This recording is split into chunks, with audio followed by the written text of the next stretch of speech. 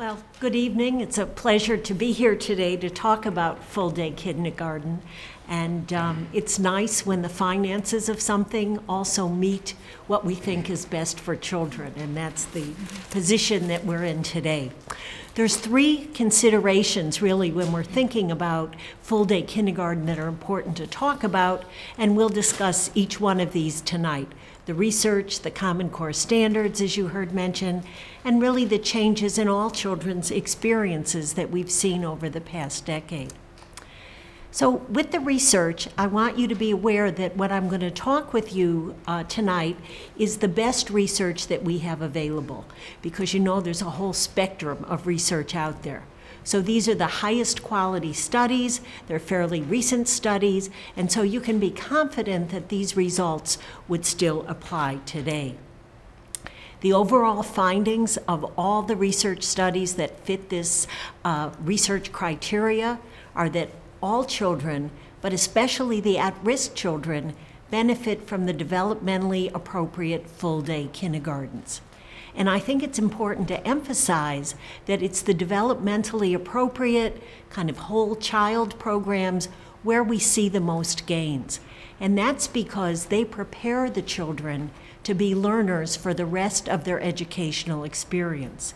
We know high-quality kindergartens help children develop self-regulation, that ability to make themselves finish an assignment or pay attention to the teacher when maybe they'd really rather be doing something else. And we know that developmentally appropriate kindergartens help children develop the approaches to learning, the enthusiasm, the eagerness, the persistence that are the hallmarks of our good students as much as intellectual capacity. So generally, we know that our full-day kindergartens lead to higher academic achievement. And while we see increased growth for all students, what's particularly important is that we see increased dramatic increases for our at-risk students. And this is, I think, for two reasons. And one is because the additional time we have with students really helps us make up for the deficits of experience that students may have had in their earlier years. And also we know that second half a day is being productive. You know, instead of just watching TV or doing something that's meaningless, we know children are engaged in productive experiences. It also helps prevent grade retention. And studies of children's fear show that their second greatest fear after losing a parent to death or divorce is grade retention. So anything that we can do to help children alleviate this concern and protect them against it is important. And of course, this too has financial implications for the state if they're paying for children to be in the same grade over again. And the differences, as we've said, appear to persist over time. Particularly, we see gains in literacy and language development. We see faster gains on all types of literacy and language measures, and especially for our ELL students. And again, there's a couple of reasons for this. First of all, if you're in a full-day program with English-speaking children, the ELL students have that much more opportunity to learn and practice English.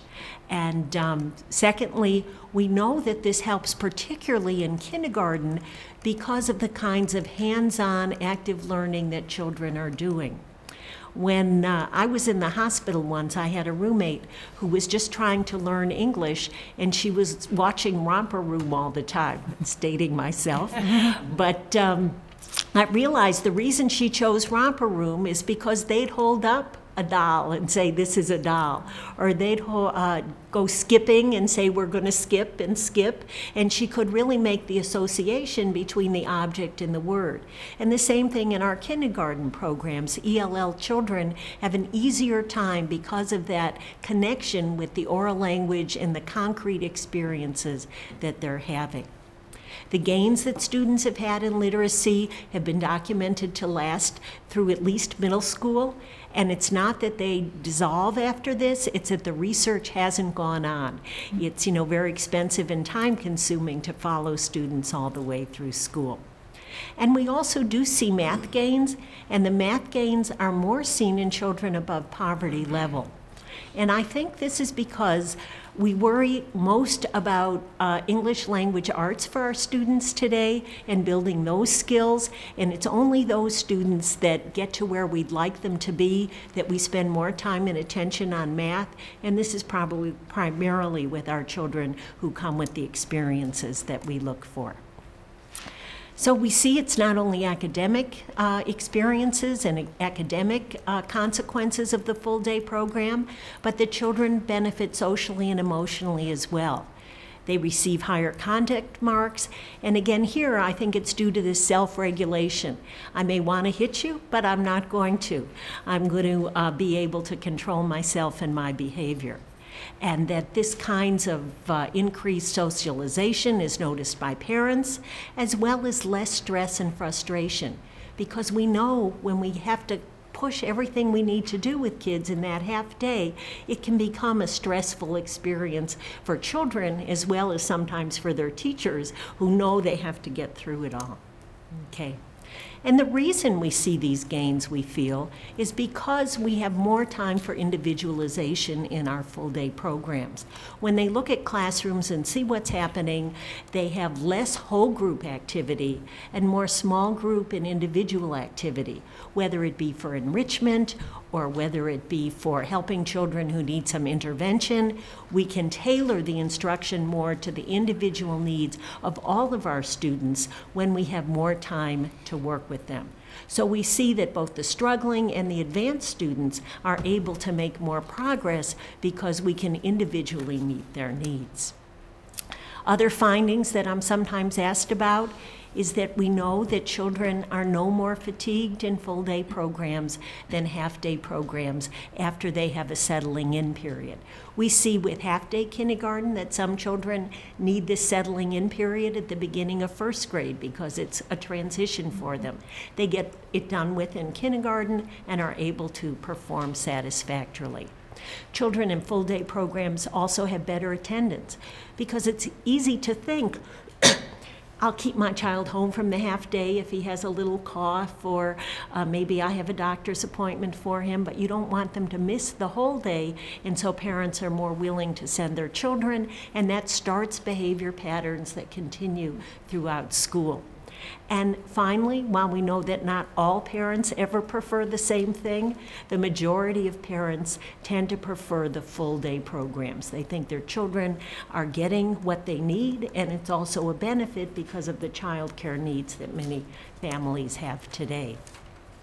And it's great that research shows that children can learn more in the full day, because we know with the new Common Core standards that children are going to be asked to learn more than they have in the past, that we're setting higher expectations for our children.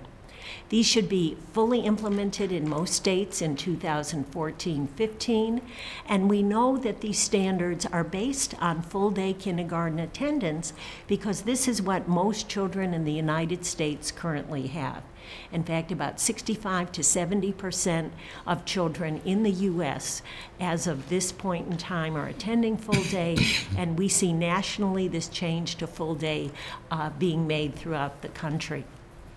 Curriculum materials, whether you think about the Oakland County materials that we're working together to develop, or the published materials for math series and so on, are being developed for all-day programs. And so when we have half-day programs, we can't do it all, and it leaves us as a problem with first grade. Certainly, kindergarten is no more just about socialization. I've been at Oakland schools a long time, and when I first came, if children could count by rote to 20 by the end of kindergarten, we thought they were doing just fine. This is no longer where we want them to be. You see some of the math examples that we have in the Common Core curriculum. We're starting to work on simple addition and subtraction in kindergarten, and we're asking children to think about things like a soup can and a spaghetti box, and how are they similar and how are they different, and how can we compare them. A very different world for our children. Certainly in ELA, we've seen the same things. Again, I remember a day where we didn't think it was a problem if kids didn't know all the letters of their alphabet by the end of kindergarten. And now we're having children participate in research and writing projects. We're really talking about vocabulary and shades of meaning. And I think this is a great example in helping children act out and learn the difference between walking and marching and strutting, because it really shows, I think, why our ELL students have a chance to really make progress in this kind of a program. The Common Core units that Oakland County is working on, we think are best served by an hour a day, at least in mathematics, and 2 hours a day focusing on English language arts. So that if we try to implement those in a half-day program, we have no time for anything else. Okay. Also, we see that we have changes in our children's experience. We know that we have kids who don't have the experiences that we've typically seen because of not speaking English at home or having other at-risk factors. But we also know when we look at our middle class children of parents who are financially stable, we see differences. We see across the county and across the country differences in kids' oral language development, differences in their fine motor development. They're not where they used to be. And a lot of this is due to changes in technology and changes in our lifestyle. I would love to see somebody do a study on the impact of cell phones on children's language development. Because it used to be if you took your children to the grocery store, there was no other option but to talk to that child in the cart and to talk about what you were purchasing and the color and the number of things. Nowadays, I see so many young mothers who are on the phone while they're walking through the grocery store, and the child isn't getting the benefit of that oral language. And I know that in people's busy lives, they need to think about how to spend their time. But it's made a real difference for our children. And so it's not just our at-risk children, but all our children who need that fine motor development, who need that oral development, that they get in a high-quality, full-day kindergarten. And we know one of the recent studies that came out that was very interesting said children's fine motor development when they are in kindergarten is very strongly related to their academic achievement later on. We've thought that fine motor development doesn't matter, but that chance to manipulate, that chance to explore, and the fine motor development that increases really is related to children's future potential. So in summary, full-day kindergarten is really going to make a difference for our students in this era of the Common Core standards when more is expected. And I'm convinced that Troy is going to do this the right way, with purposeful play, with creative activities, with attention to social emotional development, and not just academics, so that they'll grow the kind of students that continue to prosper throughout their academic career.